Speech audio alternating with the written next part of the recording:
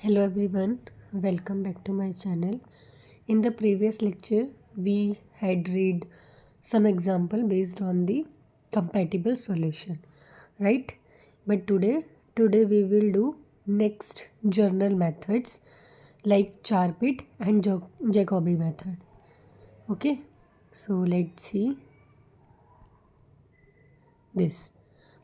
सी जो Charpit method होता है उसे हम किस लिए यूज़ करते हैं। देखो, जो चारपिट मेथड होता है वो जब यूज़ होता है जब हमारे पास जो हमारी डिफरेंशियल इक्वेशन है फर्स्ट ऑर्डर की पीडी, उसके अंदर अगर टू इंडिपेंडेंट वेरिएबल है तो ठीक है। तो अगर टू इंडिपेंडेंट वेरिएबल है तो हम कौन सा वाला मेथड यूज़ करेंगे, हम लोग यूज़ करेंगे चारपिट।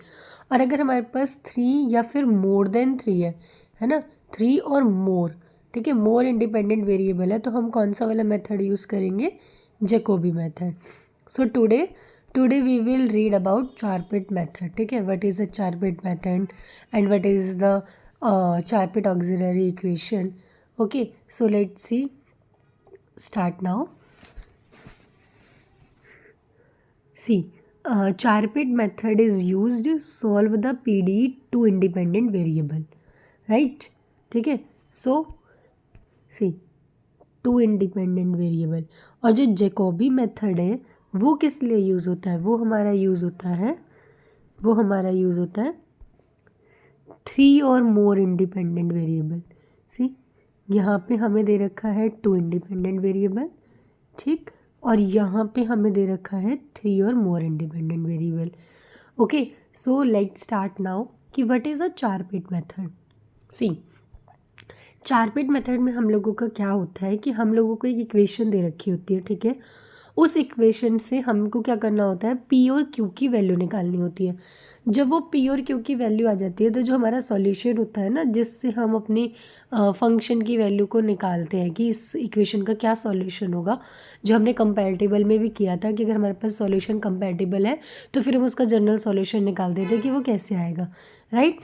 तो यहाँ पे भी उसका जनरल सॉल्यूशन किस इक्वेशन से निकलेगा, डी जेड इक्वल्स टू में पी डी एक्स प्लस में q d y, right. Now see, हमें ये फंक्शन की इक्वेशन दे रखी है, ठीक है। z जो है वो इंडिपेंडेंट वेरिएबल है, ठीक है, किसका, दो फंक्शन है, सॉरी, दो इंडिपेंडेंट वेरिएबल का। यहाँ पे दो इंडिपेंडेंट वेरिएबल क्या है, x और y, दो ही इंडिपेंडेंट वेरिएबल है, इसलिए किसका यूज़ करेंगे, चारपिट मेथड का, right. See, d z equals to में पी डी एक्स प्लस में क्यू डी वाई। अब हमारा इंटरेस्ट क्या है, हम लोगों को एक और अनदर रिलेशन लेना है जिसको हमने कैपिटल एक्स से एफ से डिनोट किया है, ठीक है। ऊपर जो गिवन है वो हमारे पास स्मॉल एफ एक्स वाई है, ये गिवन इक्वेशन, यहाँ पे कैपिटल एफ है, ठीक है। अब हमें क्या करना है, इस वाले कैपिटल एक्स से, ये जो हमें दे रखा है, इससे हम लोगों को जब पी और क्यू की वैल्यू मिल जाएगी, कहाँ से मिलेगी पी और क्यू की वैल्यू, इस इक्वेशन से, ठीक है। तो वो जो पी और क्यू की वैल्यू है वो हम सब्सटीट्यूट करेंगे अपनी इस सेकंड वाले इक्वेशन में, ठीक है। सेकंड वाले की सब्सटीट्यूट करके सेकंड वाले इक्वेशन में हम लोग उसका इंटीग्रेशन करेंगे और वहाँ से अपना कंप्लीट इंटीग्रल निकाल लेंगे, ठीक है। अब क्या है, ये वाले जो इक्वेशन है और जो ये वाले इक्वेशन है, इसको हम कैसे सॉल्व करेंगे। फर्स्टली तो देखो, फर्स्ट इक्वेशन और थर्ड इक्वेशन का हम करते हैं पार्शियली डिफरेंशिएट। किसके रिस्पेक्ट में करेंगे, with respect to x and y. तो फर्स्टली एक्स की रिस्पेक्ट में करते हैं इस वाले इक्वेशन का, ठीक है। तो देखो हमें क्या मिला, एफ का एक्स की रिस्पेक्ट में पार्शियली है तो वाई का तो जीरो हो जाएगा। जेड एक्स और वाई दोनों का फंक्शन है तो करली एफ अपॉन में करली जेड इंटू में करली जेड अपॉन में करली एक्स होगा। और करली जेड अपॉन करली एक्स की फर्स्ट लेक्चर में ही मैंने आपको बताया था किसके इक्वल होता है, पी के। और करली जेड अपॉन करली वाई भी बताया था किसके इक्वल होता है, क्यू के, राइट। तो देखो, ये हो गया पी के, प्लस में करली एफ अपॉन में करली पी इंटू में करली पी अपॉन में करली एक्स, करली एफ अपॉन में करली क्यू इंटू में करली क्यू अपॉन में करली एक्स। सिमिलरली हम कैपिटल एफ का भी निकाल लेंगे, सिर्फ चेंज क्या होगा कि जो हमारे पास स्मॉल एफ है उसकी जगह यहाँ पे क्या आ जाएगा, डिनोट जब हम कर रहे हैं तो कैपिटल एफ आ जाएगा, राइट। अब हमें क्या करना है, सिमिलरली एक्स की जैसे वाई को करना है। तो जब वाई को करोगे तो क्या चेंज आएगा, क्यू की रिस्पेक्ट में होगा, यहाँ पे पी और क्यू हो जाएगा, वाई के रिस्पेक्ट में हो जाएगा। आई मैंने आपको बताया था कि करली जेड अपन में करली वाई किसके इक्वल होता है, क्यू के। तो यहाँ पे पी की जगह क्या आ गया, क्यू आ गया, ठीक है। सेम एज कैपिटल एफ वाले का भी कर देंगे हम, राइट। अब मुझे क्या करना है, मुझे पी और क्यू ही तो करने हैं ना, तो इसमें पी और क्यू तो एक्स्ट्रा, तो हम लोग क्या करेंगे, पी और क्यू को एलिमिनेट करेंगे। ठीक है, अब इसमें क्या है, पहली वाली इक्वेशन में कर ली पी अपॉन में कर ली एक्स है, तो ये जो फोर्थ वाली इक्वेशन है मेरी, ठीक है, ये जो मेरी फोर्थ वाली इक्वेशन है ये वाली, और ये जो फिफ्थ वाली इक्वेशन है, ठीक है, इसमें से क्या करूँगी, एलिमिनेट करूँगी, कर ली पी अपॉन में कर ली एक्स। कैसे एलिमिनेट करूँगी, मल्टीप्लाई करूँगी बाय कर ली एफ अपॉन में कर ली पी। फोर्थ को करूँगी कैपिटल एफ से, क्योंकि उसमें सारे स्मॉल एफ है, सेम करने के लिए मुझे कैपिटल एफ से करना पड़ेगा, कैपिटल एफ अपॉन में स्मॉल पी वाला कर ली, ठीक है, विद कर ली। और फिफ्थ वाले में देखो सारे कैपिटल एफ हैं, तो मुझे इसमें क्या करना पड़ेगा, इसमें मुझे स्मॉल एफ से करना पड़ेगा, ठीक है, स्मॉल कर ली एफ अपॉन में कर ली पी से। ठीक है, मल्टीप्लाई करने के बाद क्या करूँगी, जो मेरे पास दो इक्वेशन आ जाएंगी उन दोनों को सब्ट्रैक्ट करूँगी। ठीक है, सब्ट्रैक्ट करने के बाद मेरे पास आ जाएगी ये वाली इक्वेशन। ठीक है, अब क्या करना है, नेक्स्ट वाली में से मुझे कर ली क्यू अपॉन में कर ली वाई को करना है। अब वो किस में से करना है, जिसमें हमने वाई वाला निकाला था, वो सिक्स्थ और सेवन्थ थी, उसमें क्या करोगे, यहाँ पे कर ली एफ अपॉन में कर ली पी से किया था, वहाँ पे कर ली एफ अपॉन में कर ली क्यू से करोगे, स्मॉल से भी और कैपिटल में से भी, और सब्ट्रैक्ट कर दोगे, तो एक इक्वेशन ये आ जाएगी। ठीक है, अब क्या करना है, अब नेक्स्ट क्या है, नेक्स्ट स्टेप है हमारे पास कि हम सबको क्या करना है, ऐड करना है 8th एंड 9th को। ठीक है, किसको, ये वाली जो इक्वेशन आई है मेरे पास और एक जो ये वाली आई है, इन दोनों इक्वेशन को, है ना, ये ब्लू वाली, ये जो है हमारे पास एक, और एक ये वाली, इन 8th और 9th इक्वेशन को ऐड करना है। और ऐड करने के बाद वहाँ जो रिलेशन यूज़ करना है वो क्या यूज़ करना है, करली क्यू अपॉन में कर ली एक्स इक्वल्स टू में करली स्क्वायर जेड अपॉन में कर ली एक्स कर ली वाई इक्वल्स टू में कर ली पी अपॉन में कर ली वाई। ठीक है, और जब हम रीअरेंज कर देंगे टर्म को तो हम लोगों को ये वाली इक्वेशन मिल जाएगी। ठीक है, इस इक्वेशन को लिखना किस फॉर्म में है, देखो जो लीनियर इक्वेशन आई है वो किस में, x y z p q में।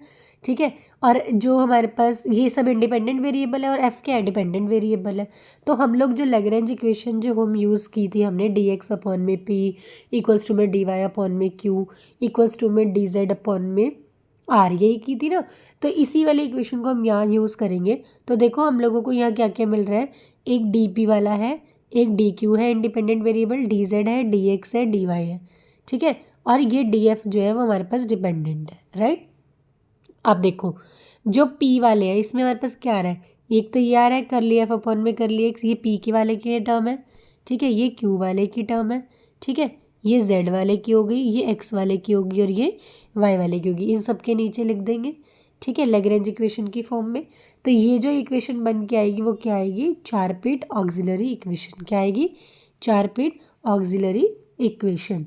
ठीक है, अब आपको क्या करना है, आपको डेरिवेशन करने की कोई नीड नहीं है, डेरिवेशन नहीं आती है आपके एग्जाम में, आपके में क्वेश्चन आएंगे कि सॉल्व करो बाय चारपेट मेथड से।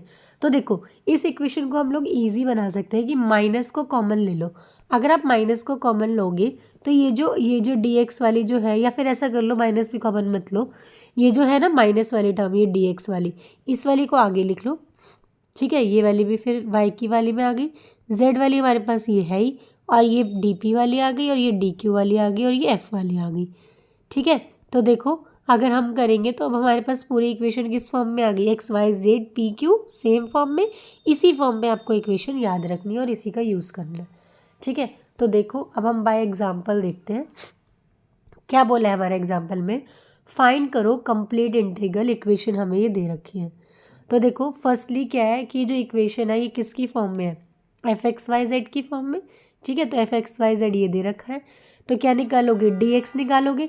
डी एक्स के नीचे जो हमारी इक्वेशन होती है ये होती है ना ऊपर वाली, देखो ये एग्जैक्ट है। ठीक है, क्या है, माइनस कर ली एफ अपॉन कर ली पी निकालना है, तो क्या मिलेगा मुझे, एफ अपॉन में पी निकालूंगी ऊपर वाली इक्वेशन से, तो मुझे मिलेगा एक्स वाई, ठीक है, प्लस क्यू, यही मिलेगा, ये पी की रिस्पेक्ट में है हमारा डिफरेंशिएशन। ठीक है, कर ली एफ अपॉन में कर ली पी, क्यू की रिस्पेक्ट में निकालूंगी तो क्या मिलेगा मुझे, पी प्लस वाई। ठीक है, अब क्या निकालना है, नेक्स्ट हम क्या है, एफ अपॉन में पी तो निकाल ही लिया, एफ अपॉन क्यू भी निकाल लिया, एफ अपॉन में एक्स निकालना है, ये हमारा आ गया एफ अपॉन में क्यू। ठीक है। अब क्या निकालना है मुझे, एफ अपॉन में एक्स निकालना है, ठीक है। एक्स निकालूंगी तो देखो क्या मिलेगा मुझे मिलेगा पी वाई, ठीक है, बस पी वाई मिलेगा, है ना। और एफ अपॉन में ये हो गया मेरा कर ली एफ अपॉन में कर ली एक्स, ठीक है। अब देखो अगर मैं एफ अपॉन में वाई निकालूंगी तो वाई की फॉर्म में मुझे क्या मिलेगा, पी एक्स प्लस में क्यू, ये किसका होगा, कर ली एफ अपॉन में कर ली वाई का, ठीक है। कर ली एफ अपॉन कर ली जेड निकालूंगी तो मुझे क्या मिलेगा, माइनस वाई मिलेगा जब मैं क्या निकालूंगी, कर ली एफ अपॉन में कर ली जेड। अब सब मुझे मिल गए, एक्स मुझे मिल गया, ठीक है, वाई मुझे मिल गया, जेड मुझे मिल गया, पी मुझे मिल गया, क्यू मुझे मिल गया, राइट। अब देखो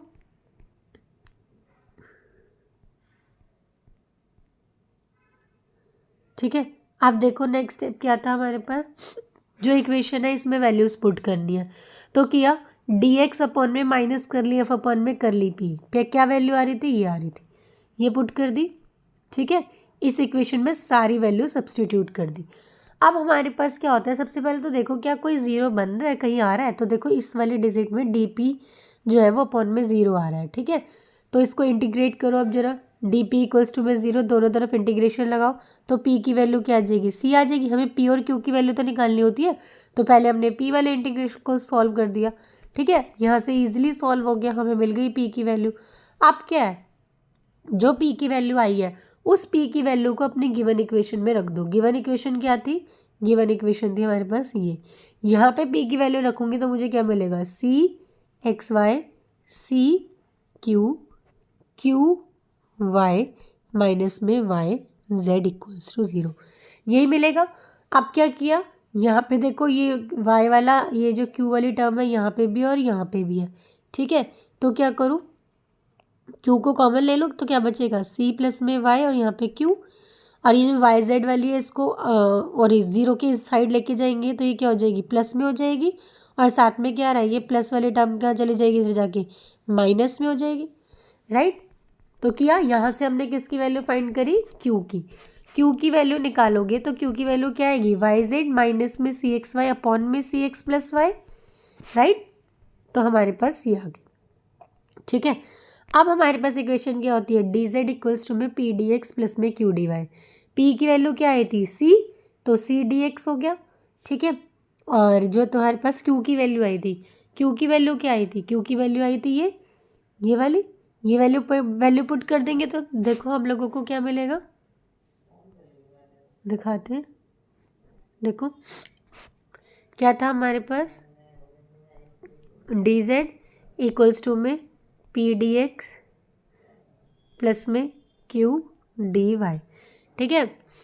डी जेड इक्वल्स टू में पी डी एक्स की वैल्यू क्या थी, सी डी एक्स प्लस में क्यू डी वाई वाले क्या था, वाई जेड माइनस में सी एक्स वाई अपॉन में सी प्लस में वाई, ठीक है। और यहाँ पे क्या हो जाएगा, डी वाई, ठीक है, राइट। अब देखो यहाँ पे क्या करें हम लोग, डी जेड था, सी डी एक्स को इधर लेके चले गए तो क्या हो गया, minus c d x, right. क्या बचा यहाँ पे, वाई जेड माइनस में सी एक्स अपॉन में सी प्लस में वाई, ठीक है, और साथ में क्या है, डी वाई, राइट। नेक्स्ट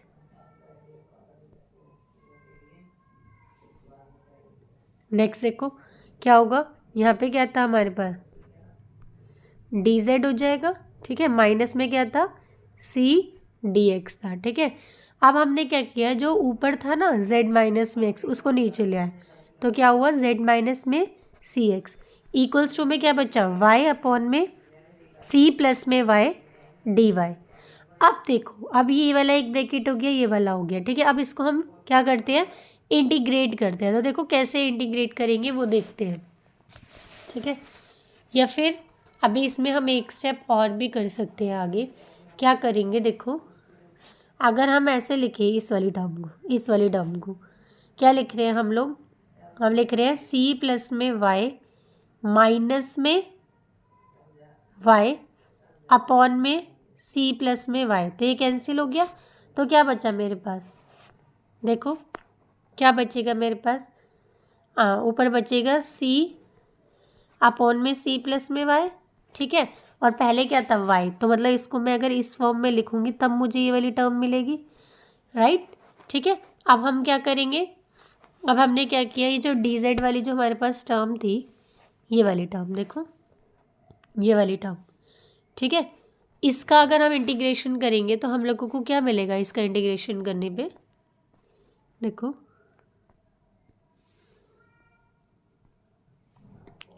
इसका इंटीग्रेशन करूंगी तो मुझे क्या मिलेगा, लॉग